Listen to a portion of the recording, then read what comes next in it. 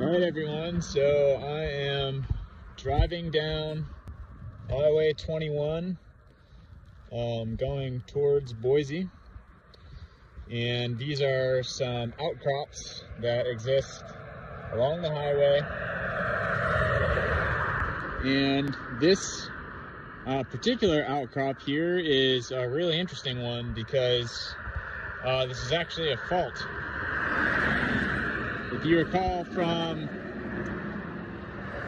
our lectures on plate tectonics, faults don't only occur at plate boundaries, but they also occur in any part of the brittle crust where fractures can occur and rock can move past one another.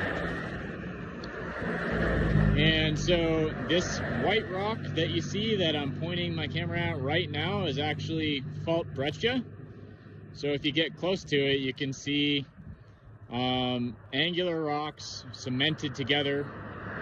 So it's a sedimentary rock, but it's a specialized form of breccia that only forms along fault lines.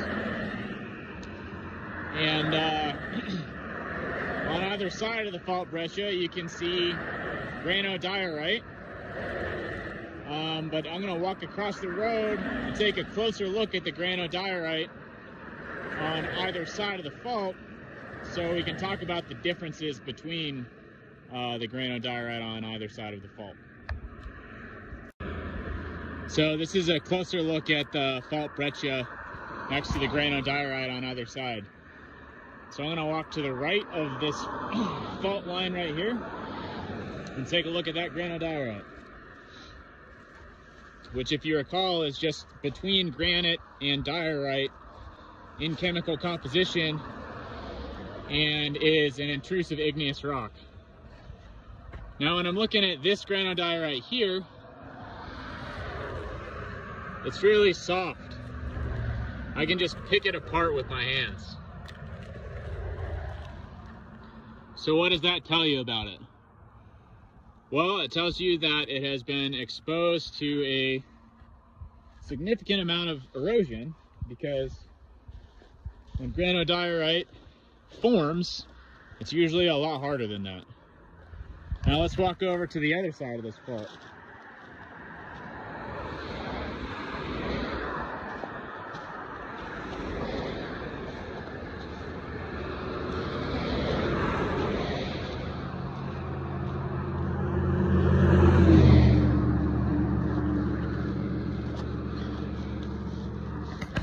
So right here is a great view of the fault breccia in between two different slabs of granodiorite here. Now I'm going to walk up here.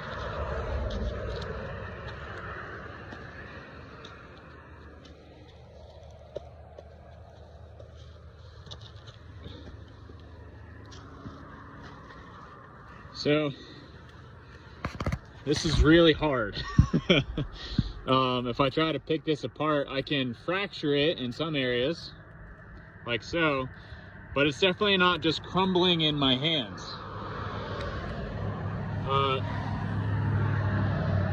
Which is a lot different than what we saw on the other side of the fault, right?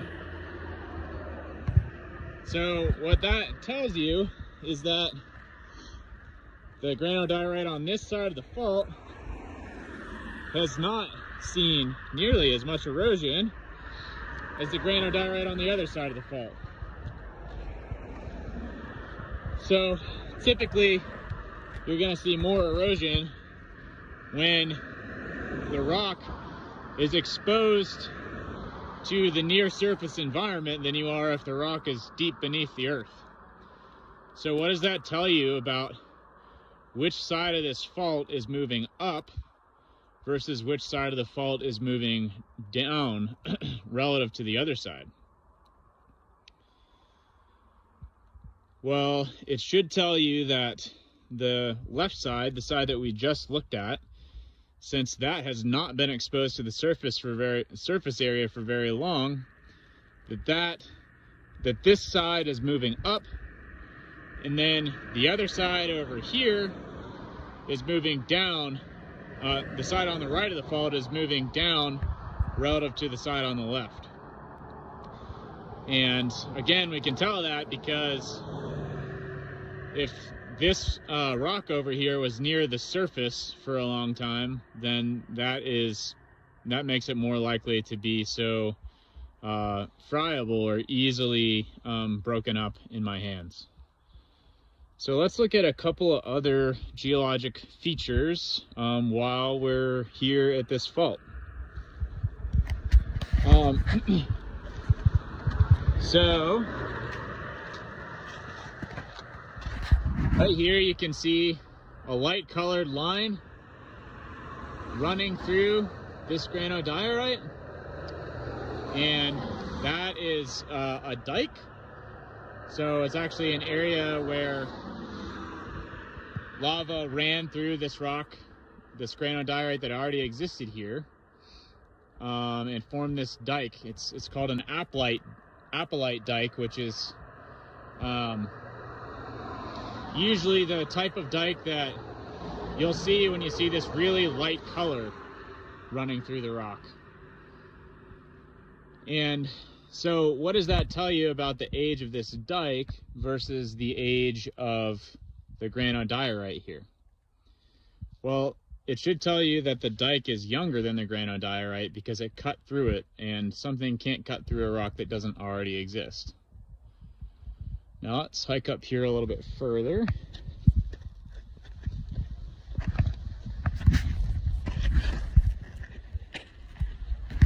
Sorry if that's making you nauseous.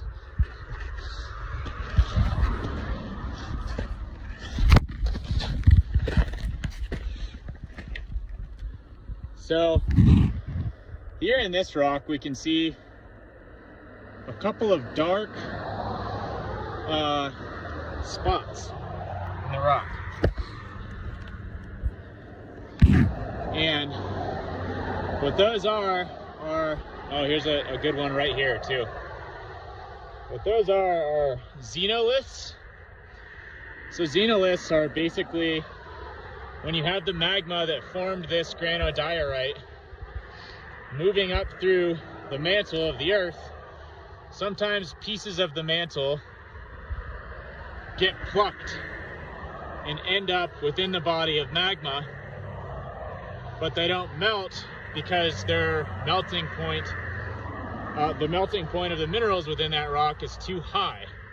So it just ends up being transported in the body of magma, but not melting into the body of magma itself. So that's a xenolith. And over here you can see a cool example of a xenolith in this granodiorite that got cut through by an apelite dike. Up above me here, you can see a couple more xenoliths in the granodiorite right there. And there's also a basalt dike that runs through this granodiorite.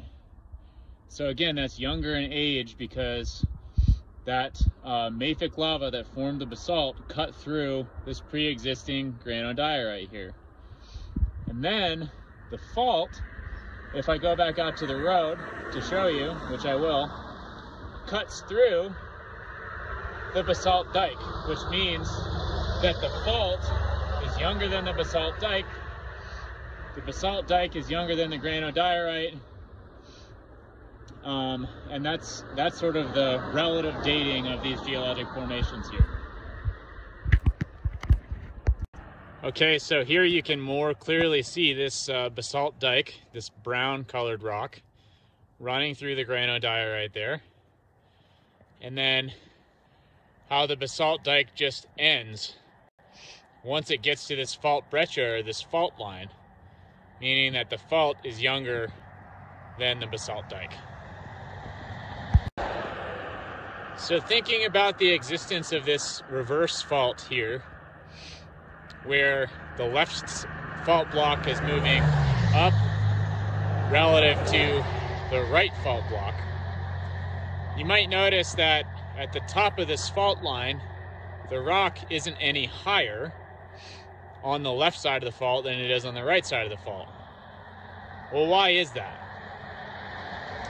Well, it's because the rate of erosion at the Earth's surface here is faster than the rate of movement of the rock along this fault line.